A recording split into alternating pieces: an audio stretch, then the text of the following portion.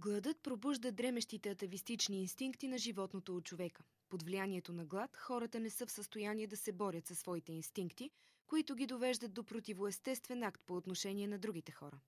Това е посланието на изложбата живопис на Йона Токосер. Йона е много изтънчен живописец и между другото на нея е трудно да скрие в тази изложба колко добър живописец е.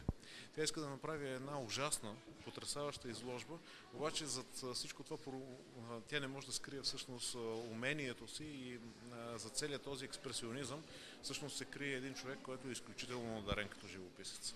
Темата за глада отново е актуална. Храната в световен мащаб не стига. Аз съм го видял на живо в Африка, в Азия, в Афганистан, в Ирак. Изненадана съм и съм много развълнувана, защото и сега има много страшни неща. Дано да дойдат тези, които издевателстват върху нашия народ. Има в частност само това, погледа върху нашия народ. Дано да дойдат да видят.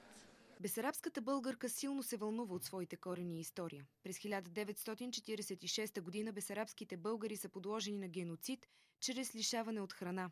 Това е изложбата на Йона. Поглед към ахуманните страници в историята и апел към българите. Да знаят и да не забравят миналото на своите предци.